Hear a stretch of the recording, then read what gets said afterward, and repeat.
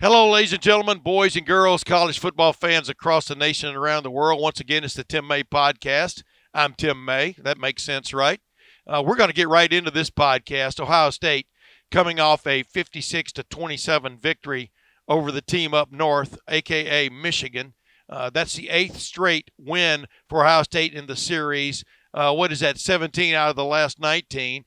Ohio State already had clinched a 3rd straight trip to the Big Ten championship game the week before that.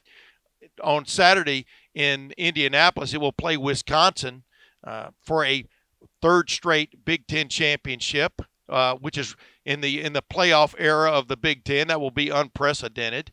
They'll be playing Wisconsin for the 2nd time this year, a team that they wiped out 38-7 just over a month ago.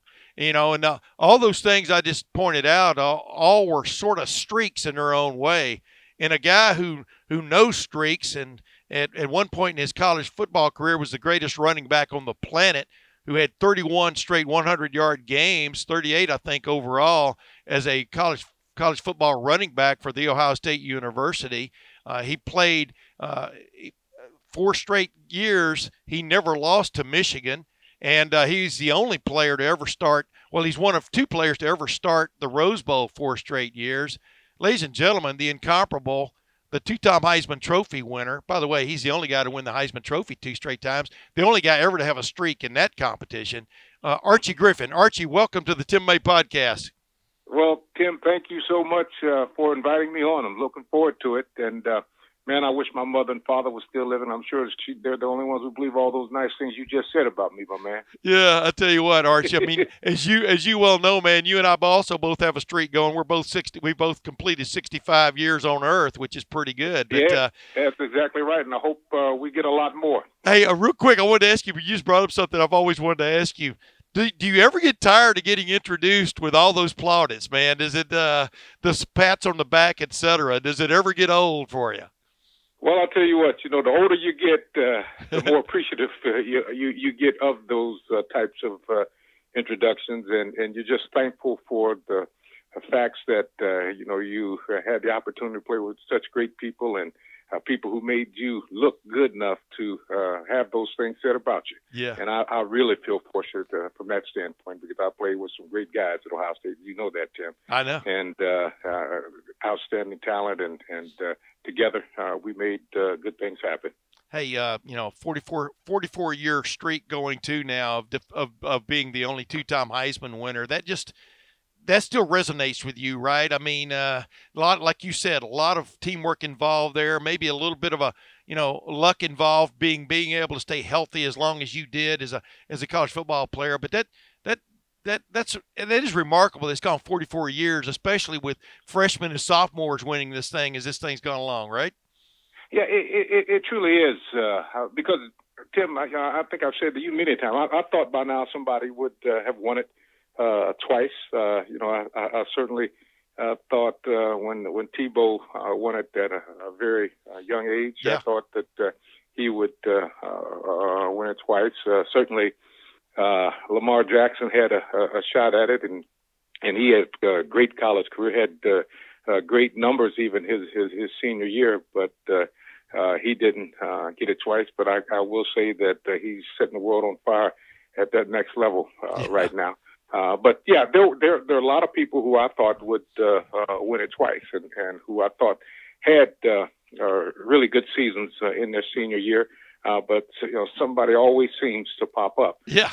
And that's just the way that the game of football goes, it seems. So it's a great honor to have it twice, but I still believe somewhere along the line there's going to be somebody else that'll get it. And the way I look at it is, I did it, so I know there's somebody else out there that can do it. All right, well, let's play the pop-up game real quick, though. You just brought it up.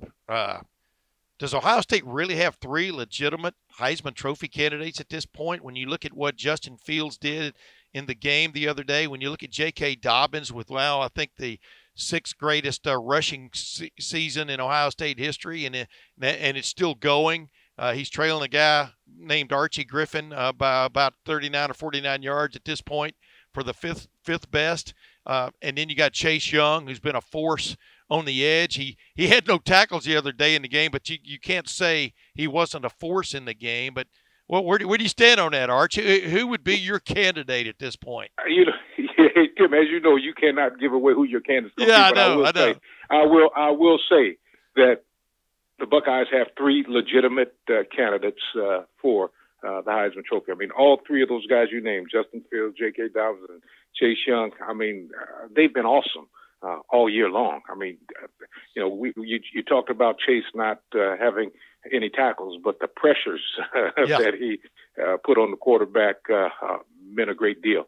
That quarterback early in the game, I tell you, he was doing a good job of getting that ball off early, and they found some open spots, and their first series moved the ball right down the field and scored. But our defense, as it's done all year, made really good adjustments, in my opinion, at the half, and really put more pressure on him, and really caused him to make some throws that were not well, and they dropped a few balls as well. So he did put a lot of pressure on him, and he's had a great year all year long.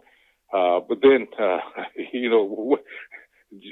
J.K. and Justin, 4 touchdowns apiece, really big plays, and Justin coming out of that tent after that injury and going out and throwing that touchdown pass, man, it was like, wow, what the heck happened here? Yeah. And I think it was just amazing. But all three of those guys are seriously legitimate candidates for the Heisman Trophy. Wow. I mean, you can't look at the trophy without considering them in that winter landscape. Oh, absolutely. Because their seasons have been that great. Yeah. Hey, what do you think? I mean, do the Heisman voters need to step back and take a look? I mean, Chase Young is kind of like beat his way into the contention, if you know what I'm saying. I mean, yeah, but I mean, do people still need to step back a little bit and take more into consideration the great defensive player out there, Arch, or is what it is? Well, I think when you have a player like Chase on defense and he's making that kind of difference, I think you definitely have to sit back, take a look, and make sure that they're included in your choices of Heisman Trophy candidates.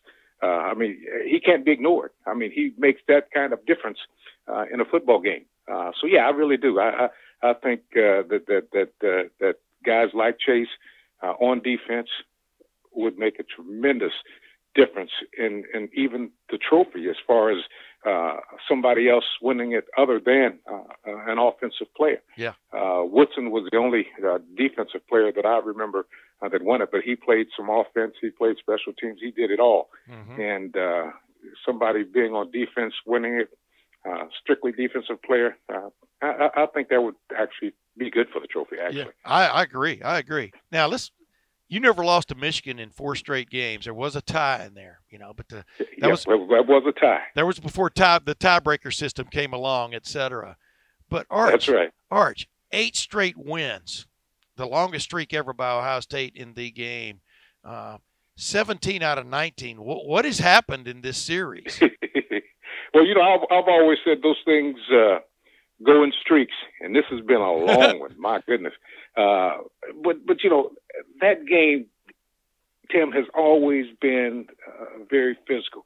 I mean, the numbers that's been putting up in these last couple years, you don't usually see those kind of numbers put up in these games. So it really has been pretty doggone phenomenal that we've got that long a streak, and the points that we're putting up, and the offense that we're running, and scoring those touchdowns. I mean, it's absolutely been incredible. Yeah. And I'm really shocked by the numbers. I mean, I always look at that game and I think, it's not going to be a big scoring game. I always thought, maybe in the 20s, teens, because it's usually a defensive battle. But lately, man, it's been an offensive show. I mean, it's been fireworks on offense, and you're getting touchdowns, boom, long ones. I mean, it's just been crazy. Yeah. And I've been pretty shocked at the numbers that's been put up in this football game. You know what's interesting is it really took off the day after Bo Schembechler died. You know, remember 2006, the game of the century as it was billed. That's right. Yep. And I just figured Bo and Woody were up in football heaven going, what in the hell are we watching? You know, the channel, right. All of a sudden there's a Big 12 game, you know, and it's I mean, I remember that game because I think that game took a lot out of us that year too. I mean, because if you remember, I mean, that was the biggest game. Bo Schembechler died the day before the game, and the media from all over the world was at that game because it was number 1 and number 2 playing, and I was always worried after that game, did we leave it out there on the field, and obviously we didn't get it done. Our next game that we were playing for that national championship, but I think that game took a lot out of us. I've always been worried about playing that Michigan game and the effort it takes to get up to play that game and then play the next week. And, that always concerned me. And it concerns me this week, too, because, you put a lot of effort in to getting up for that game. A lot of energy was expended in that game. And you know that you have to play like that in order to win that football game. And you got another game coming for the championship of the Big Ten. So, you got to get up again. And it's really hard to get up for 2 straight games. I was going to say, what impressed you most, real quick, Arch, about Saturday and the way that game was played? I'll tell you what gets me is the relentless approach that Ryan Day and before him Urban Meyer have had offensively. That they're not going to take their foot off the pedal for the most part. I'm just wondering from your vantage point, do you see the same thing? But just what impressed you most about the way Ohio State played on Saturday? Well, certainly the offensive performance. I mean, defense. It was a battle. I mean, it really was. I mean, actually, we were going toe to toe in that first quarter. They got the ball, moved the ball down the field. We got the ball, boom, we score. And then, it's like in a fight, a boxing match, guys going toe to toe, and then all of a sudden somebody makes a mistake, and then you take advantage of that, and then that makes the difference. And that's what happened. I mean, we were going toe to toe, and then all of a sudden, that quarterback took his eye off the ball and fumbled it. We recovered that ball, went down there and scored again. Yeah. And then on that 4th down, where we were getting ready to punt, and their guy was offside, and we get another opportunity, and bam, we score a touchdown. And to me, that's what really got us rolling. And our defense, again, at halftime made the adjustments to stop their offense, and then we were off and running. I mean, it really was a very, very impressive game. But what I was most impressed with was our offense, the way we played, the way Justin Fields came out and really started throwing those deep balls and hitting our guys, and certainly J.K. I mean, J.K.'s been impressive to me all year long. I think he's a phenomenal running back. I like the way he runs. He goes north and south, but he can also make you miss. I just think he's a terrific running back, and what a balance we have there from an offensive side of the ball. Yeah. I mean, when you can run the ball like that and you can pass the ball like that with our great receivers, outstanding, great quarterback. I mean, it's a big mix to have for a football team from that standpoint. Yeah, the offensive line. Yeah, the offensive line, I mean, has 4 new starters on it compared to a year ago, and the way they've gotten the job done, like I've said, Ryan Day has just insisted that they be able to run the ball with power this year, and against good defenses, they've done that. I mean, that's as impressive as anything, right? That's exactly right, because it all gets started with the run, Jim. Yeah. I mean, if you can run the football, that opens up the game so much more for your passing game. And when you've got receivers like we've got, I mean, it's just incredible what you can accomplish. Yeah. I mean, with the way that we're throwing the football, the way that these guys are getting down the field, the speed that we have. I mean, Chris Olave, Benjamin Victor, KJ Hill. Yep. Yeah. I mean, it's just unbelievable, and we better cherish these days because you don't always have talent like this on a team every year, and hopefully we can continue that. And I sure hope Ryan does, because it's special. I said that on TV the other night too, Arch. I mean, it's almost like now people are nitpicking perfection, and I'm just going, folks, sit back and enjoy this. I grew up as I've told people a million times, I grew up an Alabama fan back in the early '60s, because I was born in Alabama, and Bear Bryant had it going on there in the early '60s, but then it waned a while, then he got it going again in the '70s. These things don't always last, but this, man, this has had some staying power, and you're observing it from the outside in. Well, you're still on the inside to a certain extent, but is it recruiting more than anything else you think that has stoked this fire? What is it that has stoked this this excellence, this run of excellence for Ohio State football? Well, I think success breeds success, and when people see or athletes see the success that we're having at Ohio State, they want to be a part of it. I mean, they see the offense that we run. I mean, that offense is special when you can have a balanced offensive performance in all your games. When you run the ball well, you pass the ball well.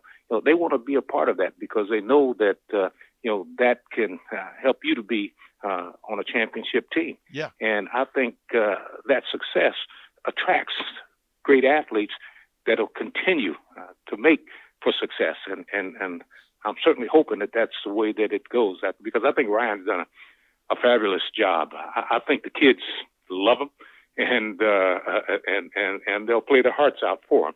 And I think that's what we've got right now, and I think that's why we're having such success. And I certainly expect, and hope that it continues, but I don't know how you can expect this kind of success going every year. I mean, somewhere along the line, it's going to happen that we lose a football game, but I certainly hope it's not this year, and I hope we can continue to get the type of players that we've been getting, because they've been doing a tremendous job for the Buckeyes. Hey, last few things. What has impressed you most about Ryan Day? Because you've been around him a little bit. What sets him different? What makes him different from Urban, from Woody Hayes, from Jim Trussell, from John Cooper? What is different about him from your vantage point? Well, from what I've seen of Ryan, I like his demeanor. I mean, I think he's really got a balanced attitude. I think he's seems to me to be calm. He doesn't get flustered in situations. His demeanor, the way he carries himself, and I noticed after the game he seemed to get a little bit emotional, and I like that in a coach. And so I've liked everything about him. Again, but his demeanor is what's very, very impressive to me. And the way that the young men play for him, that's tells me that they care a great deal about him, and they'll go through a wall for him. Hey, 2 years ago, you hand J.K. Dobbins the MVP award, the Archie Griffin award at the Big Ten championship game. He has probably a pretty good shot at getting that again on Saturday night. Him and Jonathan Taylor going head to head, so to speak. Of course, that's going to be another good matchup, man. Yeah. They've been doing that for a while here. Yeah, and so I'm looking forward to that as well, because Jonathan Taylor's a great running back as well. I've enjoyed watching him run. Hopefully, our Buckeyes can stop him. It's going to be tough, because I'm sure they've got a sore spot in their bones from that last game that we played. So it's going to be a battle out there, and certainly we'll have a chance to see two of the very, very best running backs in the country performing again. And that's something I'm looking forward to. What's going on in college football now, though, Arch? It's supposed to be the era of the spread and whatever, but big-time running backs are sort of making a comeback. I mean, the Najee Harris kid at Alabama, who, by the way, Ohio State recruited. I mean, Chuba Hubbard, the kid at Texas Tech. I mean, but like you just said, Jonathan Taylor, from a prolific standpoint, there's hardly ever been anybody like him, And, of course, J.K. Dobbins, like we pointed out, is now number 2 on the Ohio State career rushing list behind a guy by the name of Archie Griffin. I don't know if you know that guy or not. but I mean, are we seeing running backs make a comeback? Well, what's your take I on sure that? hope so. I sure hope so. Because they seem to forget about the running backs a little bit, but make sure you understand and people listen to this podcast understand the running back is very, very important to an offense. A running back really opens it up for you to really use your entire offense. I mean, the passing game along with that running game. It makes a difference. And when you've got a guy like a Jonathan Taylor, like our guy, J.K., it truly makes a difference. And I certainly hope that we all have an opportunity to see a great performance, certainly from our guy again this week. Hopefully, if he can keep that ball moving, we can keep the ball out of the hands of Wisconsin. I had a feeling Saturday was going to be his day, though, when he double dribbled that first handoff and he kept going. A football takes a funny bounce every time you drop it. Yes, it and does. That thing dropped right back just like a basketball, right back into his hand. I couldn't believe that, but it looked great. Yeah. Hey, last thing, you're one of the few people who can address this deal now. And I'm not saving this best for last because it's not the best for last. You guys beat UCLA middle of the season in 1975, and I can't remember the last time Ohio State played the same team twice in the same season. Yeah, and then I don't like that. I know you don't. Then you go to the Rose Bowl, and there is something to be said about the difficulty of beating the same team twice, even though because y'all bushwhacked them. We did. Yeah. And that was part of our problem. And in the Rose Bowl too, I mean, you've got that long break, and you're out in California for 2 weeks, and all that goes on in California, you're having a good time, and then you're thinking in the back of your mind that, hey, we beat these guys before, we can get them again. Yeah. And all the time, your coach telling you it's not the same team. This team was a lot better they were than you played them, but you beat them pretty bad, and you're thinking, this should be a piece of cake. Well, it wasn't, and so we've got to be very, very careful going into this week because it won't be the same team. They are ticked because they lost to you, and it wasn't a close game. And you're going to get their very, very, very best effort, and you better put your very, very best effort out in order to win the football game. And I seriously mean that because of all the football that I played in college, that is the game that I regret the most. Seriously. That Rose Bowl. Yeah. That Rose Bowl kept us from winning a national championship. Yeah. And it just bothers me because that first half of that game, we moved the ball up and down the field, but we didn't put it in the end zone. Yeah. And then all of a sudden that second half, some things just went wrong and you just couldn't get back in the game. And so we can't let that happen to us this year against Wisconsin. You've got one of the great to play a great game. Yeah, you've got one of the great lines of all time, as Rex Kern told me one time. He said you were willing to trade him one of your Heismans for his national championship ring. Yeah, that's right. Of course, you're the only guy on the planet that can do that. Hey, last thing, Arch. Yeah. Hey. No, I tell you, that is the game that I look back on that haunts me, and that's that Rose Bowl, 1976 Rose Bowl, and it's because we knew that we were good enough to win that football game, but we just didn't get it done, and we probably should have had a better attitude in going into the football game. Yeah, and attitude makes a difference. Take nothing for granted, as the old saying goes. Hey, last thing though, this Ohio State offense. So I wanted to get your impression of this because you've watched a lot of offenses. The thing that I think this offense has going for it going into like Saturday night is it can be. It's like a chameleon. It can almost be whatever it wants to be, from a over-the-top passing team to a shove it between the tackles running team and anywhere in between with Justin Fields, the threat he is as a runner. Is this about as well-balanced an offense as you've ever seen at Ohio State? I mean, what's your take on that? There's no question in my mind that it's about as well-balanced as offensive team that I've seen. I mean, I'll be honest with you. This is probably the best team that I've seen at Ohio State. When I look at it, there's been some really, really great ones. I mean, I look at that 73 team that we had, that you talked about where we had that tie. And I don't know if you remember, but if you look back, I mean, we were putting up the kind of numbers yes. that they put up this year. But we went to Michigan, and we had that tie. And this team went to Michigan, and they put some numbers up and really took it to them. Yeah. So in my opinion, this is probably the best team that I've seen play at Ohio State, and there's been a lot of great ones. And I know there's probably some people that'll argue that, but I got to tell you, this team has really been very, very special. Yeah. No question. Yeah. Archie Griffin, ladies and gentlemen, only two-time Heisman Trophy winner, and continually now for like 65 years, one of the great people you'll ever run into in life, whether he ever played football or not. Arch, always a pleasure, man. Your record's intact. It does seem for at least another year, and I appreciate you being on the Tim May podcast, my man. Well, thanks for having me, Tim. Greatly appreciate it, my man. All right, man. See you on Saturday night. All right, take care. All right, man. Ladies and gentlemen, that was Archie Griffin, the only two-time Heisman Trophy winner, and like I said, one of the great human beings you'll ever run into in life. We're going to be back in just a moment, and I'm going to bring on Boston. You call him Austin Ward, and we're going to break down Ohio State, Michigan, but mainly we're going to look forward to Ohio State, Wisconsin. What will be this challenge coming up on Saturday night in Lucas Oil Stadium? Is Ohio State up to it? Can it beat a team two times in the same year and actually within a month and a half? We'll examine that and other things when we come back.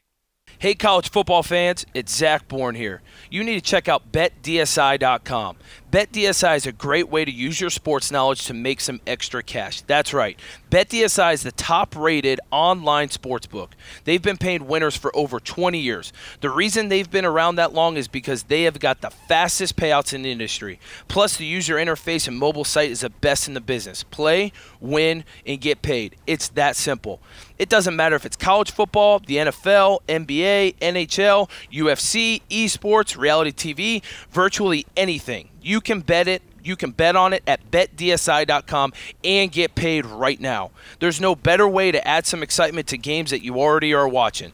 Check out their live betting, where you can bet on games throughout the entire matchup, every play, and every minute until the end. BetDSI has a special deal for Lettermen Row fans. Use the promo code ROW100 to get a 100% bonus match. That's more than double. That's right, more than double your money to start winning today. Once again, go to BetDSI.com and use promo code ROW100 and get this limited 100% bonus offer to make some extra cash on the sports you know and love. BetDSI promo code ROW100. Now back to the show. And we're back, ladies and gentlemen. The up is living large. There's some baby. larger bills in here now. 100. Well, you got to consolidate because it's hard to cram 126 $1 bills into a I think it's a gallon jug like this. The Christina and Ryan Day Fund will be the beneficiaries of this, and I've had a couple of people already contact me via Twitter. They want to match what's in here. And I said, well, I don't know if you have to match, but, you can go 10%. One guy wants to match, man. I mean, I'm giving up the Man of War. That's his Twitter handle. But, everyone else, I'll be coming up with an address or a way if you want to get in on this. We can give the Christine and Ryan Day Fund a hell of a check at the end of the year. This is the last week that I will be contributing because the regular season and the Big Ten championship game. That's fair. Yeah, but like I said, my little grandson Owen, his Christmas fund is depleting as we speak. At least that'll be my excuse. But there'll be a bunch of other kids benefiting from that, which is that kid's probably gonna get more presents than anybody in history. He's turning 11 months old on December the 2nd. But I digress. We're back. Boston, Austin Ward. Ohio State has won 8 in a row in the game. Yeah. 17 of the last 19. Mm-hmm. What stood out about the 2019 victory on Saturday from your vantage point? How easily that it came for Ohio State in the second half. I think it's a reminder that and this happens in a lot of these other matchups, that over time, the longer a game goes, the more likely it is that the more talented, physical, well-coached team is going to win. Michigan came out with a great plan in the first quarter, and they punched Ohio State in the mouth on that opening drive. They had a number of plays set up. They schemed up very well to slow down Chase Young, the only team that was really able to do it. Now, you have to walk that line and hold him quite a bit, and I think that at some point Ryan Day has to be pulling his hair out and sending in some clips to the Big Ten officiating crew, because on that, I think it was the touchdown throw to Peoples-Jones, Chase Young makes an inside move and just gets an absolute bear hug that was nonsense and should be holding every single day of the week. He hasn't got one in either the Penn State game or the Michigan game, which is just hard to fathom to me, but whatever. Yeah.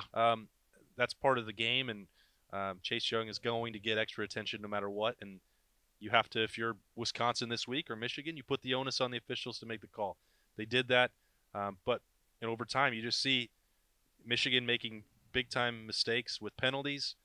They dropped a couple balls, they blew some coverages, and over time, if you give any margin of error to Ohio State, they're going to take it and blow Do you remember my podcast from last week where Ben Hartsock was talking about that very thing, the malaise you kind of get into as a team back when Ohio State was 2-10-1 against Michigan? He rode that transition from the John Cooper era to the Jim Tressel era, and he made that point that, when just one or two things go bad, it's like you kind of like you're either, you get into this deal where, oh, no, here we go again. Yeah. And literally you saw that on Saturday. It was bizarre. But I didn't even think it was that for Michigan, honestly, because when we walked into the stadium and the mood around for the fan base, they didn't believe that they were good enough to win that game. Right. There have been other times like 2016 where Michigan came in, swaggering around and thought they were going to go to the playoff and, win a national championship. I think the mystique was gone before kickoff.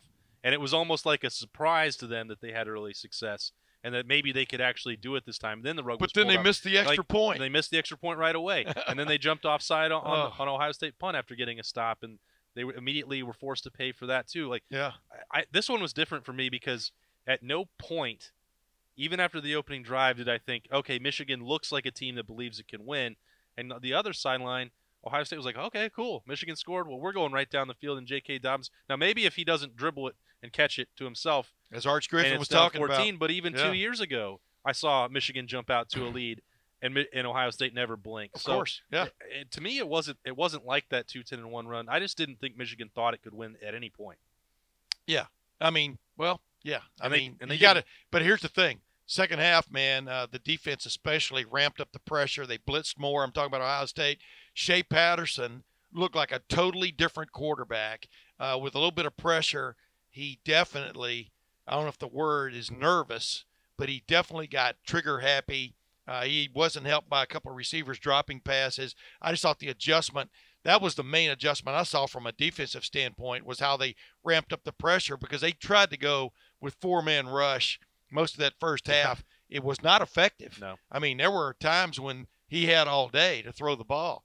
And they didn't take advantage of it when they could. But, Bill, when Ohio State ramped up the pressure in the second half, primarily with a blitzing package, it was lights out. Yeah, I think Ohio State went into that game not expecting that Shea Patterson would be able to beat them with his arm. Yeah. But But that was Michigan's only chance. Yeah, and you had to give them some credit for the throws that Shea Patterson made. The one rolling to his right, I don't remember if it was third and long or whatever it was. I mean, he's chucking some balls up. He got great plays from a talented cast of wide receivers. They made some plays happen. I saw a number of people were, the national pundits weighing in and saying, well, this is the only way you can beat Ohio State is by throwing. I'd say good luck to you, because a number of those throws were just, plucked out of thin air. Yeah. And if you're going to keep throwing and keep trying to throw downfield on Ohio State, and Jeff Okudah and Damon Arnett, and when Shaun Wade gets healthy, and when Chase Young is rushing the passer and not getting held, and then you add in, Zach Harrison and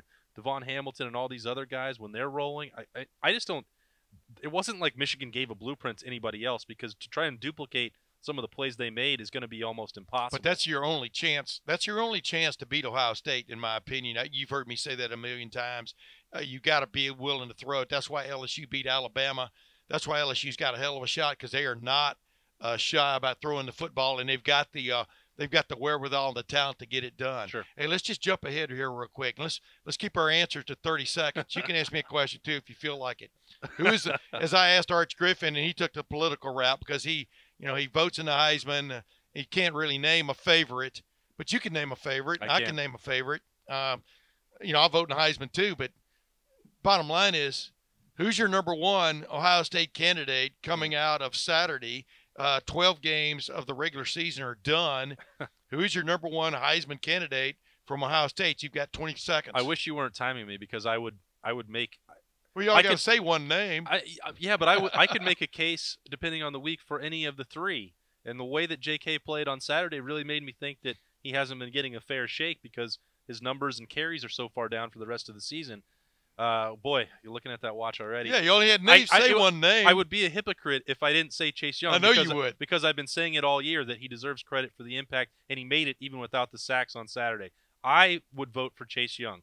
I think the most likely winner for Ohio State would be Justin Fields. Okay, that jumps to my answer. My answer is Justin Fields, even though J.K. Dobbins is having one of the great rushing seasons in Ohio State history. He's already up, what did I say, number 6. Yeah. He's going to pass Archie Griffin like he's standing still, which he is, on Saturday, barring any kind of upset injury kind of situation. He's going to move into 5th on that category. Man, that's a hell of a list, man, when you look at Eddie George, Keith Byers, Ezekiel Elliott, a couple of his seasons in there. J.K. Dobbins is having a hell of a year. But Justin Fields coming off the bench after he left the game the other day with that left knee, straining that left knee again. Yeah. And he didn't just throw a touchdown pass. He scrambled out, avoided a tackle, scrambled out to his left, and threw, squared up his shoulders, and threw to Garrett Wilson, hit him on the run. One of the sweeter touchdown passes you're ever going to see. That was a Heisman moment. That the mood in the big house, and even all the way through the press box. The big house. I mean, everyone knew that something special had just happened. Yeah. Because the mood for Ohio State, Michigan trying to, maybe make some impact and chip back away, a little bit of belief, or at least, I don't know. To me, it reminded me of the Troy Smith pass to Anthony Gonzalez going the other direction. But it was the turn way back in 2005. It was the turn of emotion, sort of like Michigan was going to at least take some satisfaction that they might have ruined Ohio State's season. So you have Fields on the ground. Everyone is shocked. They're thinking, if Ohio State fans there, the media they're covering, what does this mean for the playoff race? Goes to the tent. All eyes are watching that. Chug's trying to lead a drive. He does a pretty good job. Misses one throw. That Ryan Day talked about after the game. But you're watching, okay, that's 1, 2, 3, 7 snaps. Oh, my God, here he comes out of the tent. Oh, my God, he's put his helmet on. And then, oh, my God. Goodness. What did he do? Yeah. And you just know when you see it that no one is ever going to forget about that sequence of events. By the way, you know a guy that needs credit. I mean, because every season I've ever covered it was worth a damn at Ohio State. The backup quarterback has had a moment. Boy. Chris Chukinov with that completion. Yep, third down. Yeah. For them to trust him to throw that ball, and of course, was wide open. But that was a moment. I mean, that set up the next moment we're just talking about. By the way, that little tent they go into, that ought to have some kind of like smoke signals or a little thing that goes up, red like or black or green or something. So everybody can get a feel for what's going on in there and what's the progress. And it's wild because you're watching it and everyone wants updates and the broadcast isn't going to focus on it. So they can't. I know, one trainer walks out and he walks past Ryan Day and you're like, oh my gosh, what did he say? Yeah. And you're like, okay. Oh no, another one came out. It's like, is that a good sign? Justin Fields is still in there. And usually if it's bad, the first thing they'll do is they'll look and then you're going the other way. Oh, yeah. You're going to the locker room. So like, well, wait a minute. Maybe he can come back out. And it was just, we're going to refit him and put him in a new knee brace.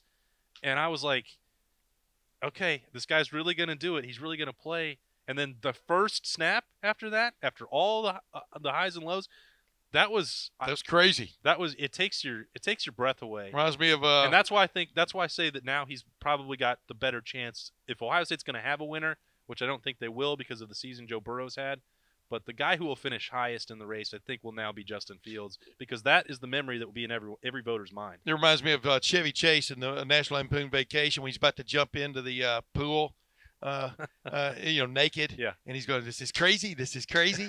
But then, boom, it happened. Yeah. Hey, real quick now, let's jump forward because ho-hum, Ohio State beats Michigan again. Yeah. 8 straight. Like I said, 17 out of 19. Still never seen Michigan win it. So. J.K. Dobbins had a day, brother. 211 yards rushing, 260. I can't remember his total yardage. 49 yards receiving, 211 on the ground. 260.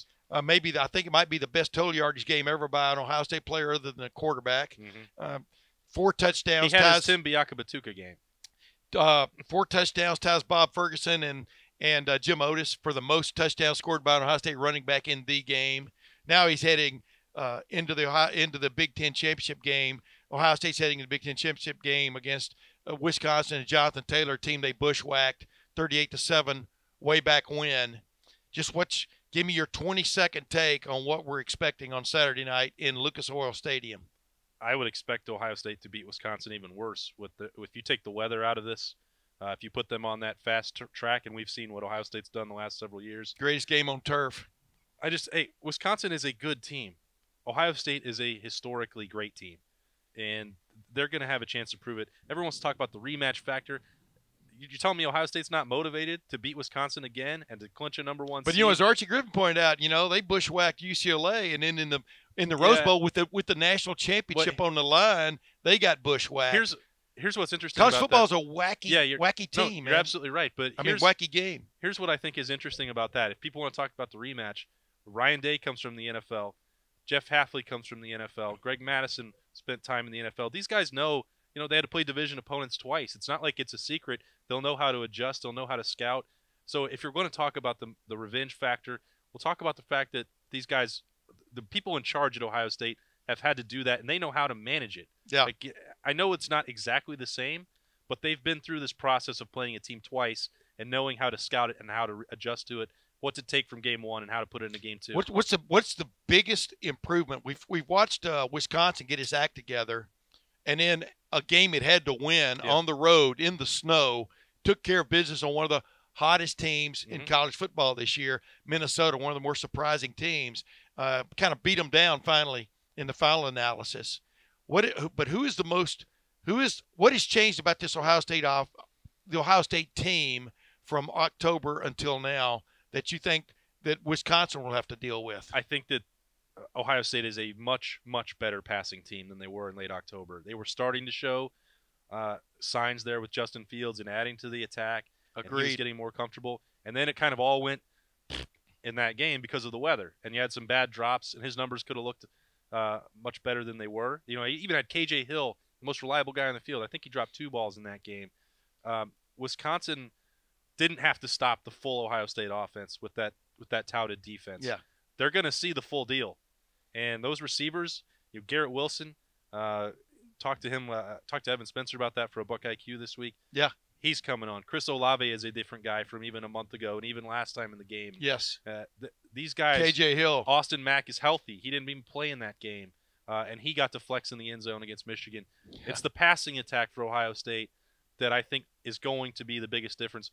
Wisconsin, for my 5-second breakdown, Wisconsin will have to be able to throw.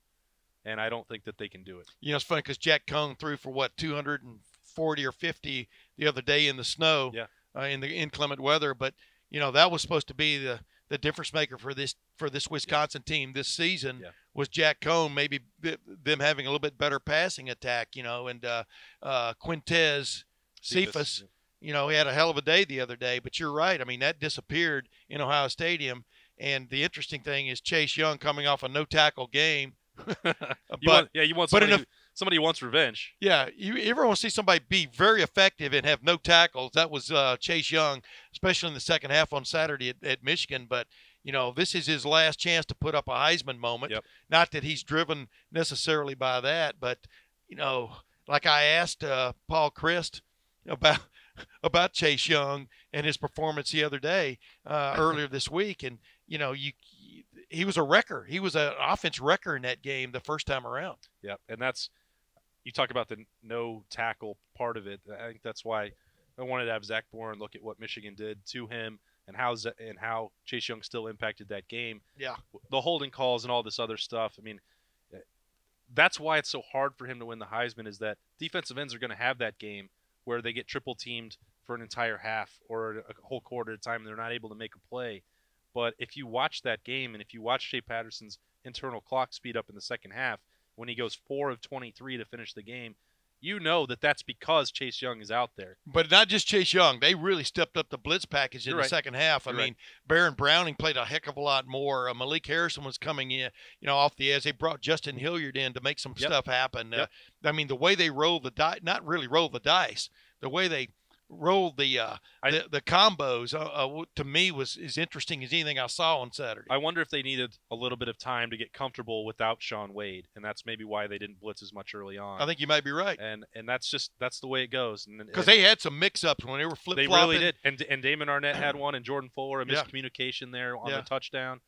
That stuff is going to happen in a long game, but you have to get that ironed out. And that when you have an injury, that proved why Shaun Wade is so important to them. Ryan Day said on Sunday that he expects him to be ready to roll. He went through all of pregame warmups and he dressed.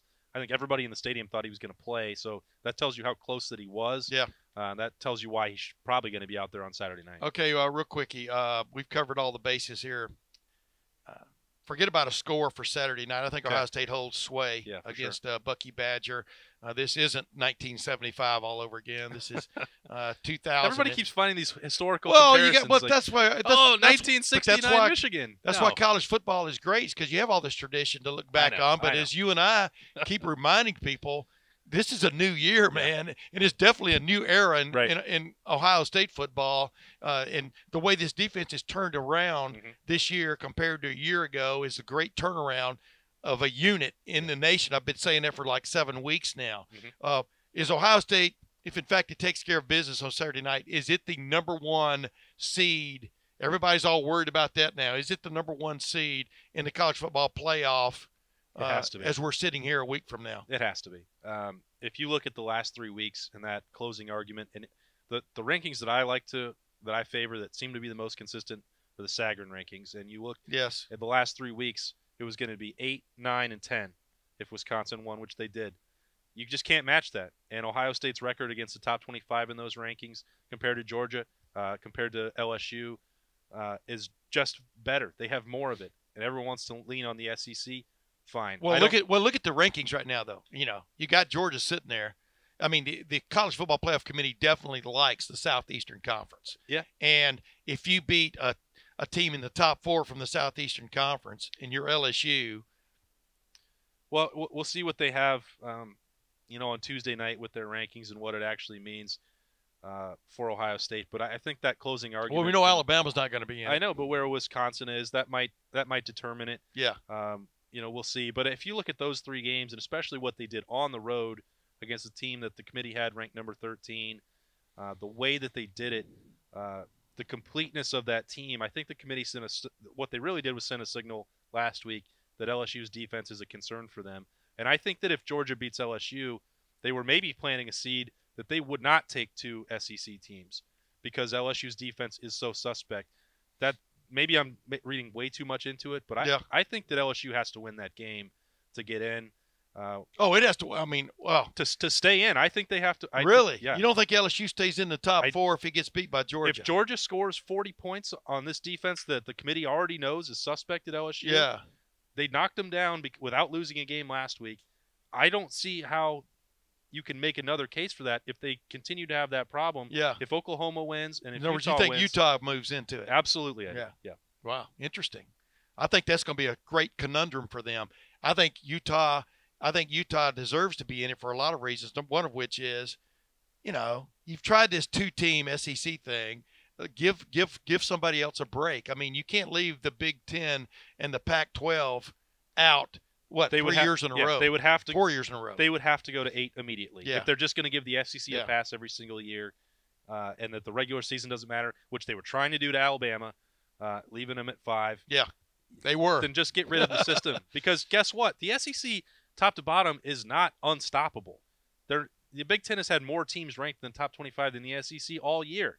Let's give it a break here. If there's a conference right now that deserves 2 teams in, if Wisconsin beats Ohio State on Saturday, which I don't think is going to happen, that's the league that should have 2 teams in. Ohio State has already done enough, already proved it's a complete team, already proved it should be in the playoff. Yeah. If you're going to take 2, it has to be Ohio State and Wisconsin. It cannot be LSU and Georgia. Ladies and gentlemen, would you ever believe kick 6 several years ago when Auburn beats Alabama, and then the other night Alabama's got a chance to get the ball back despite doinking a field goal and giving up 2 pick sixes, and they have 12 men on the field, and then Nick Saban cries foul. That was unfair. It might have been unfair, but it wasn't against the rules. And let's not get started on that one. The man got snookered. I mean, it's amazing. You know, the dynasties come and go, man. I'm not sure the dynasty's done with Alabama, but there's going to be fresh blood no matter what in the college football playoff. Yep, I like it. This time a week from now.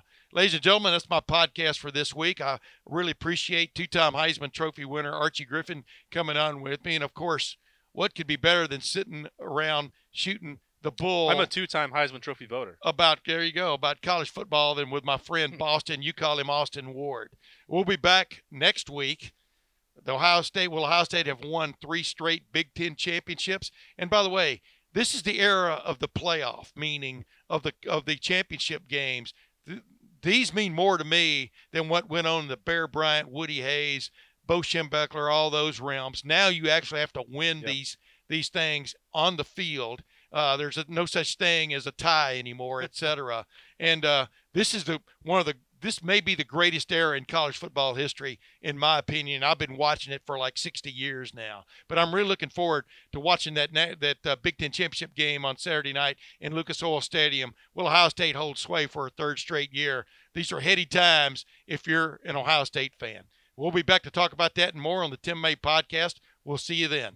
Thanks for watching. Subscribe below to get the latest videos from Lettermen Row. We got Letterman Live, we've got the practice report, we got rapid reaction. Hey, and we got Buckeye IQ with Zach Bourne. For sure. We got recruiting breakdowns with Berm. We got whatever you need. Ohio State football and Ohio State athletics, we've got you covered here at Lettermen Row.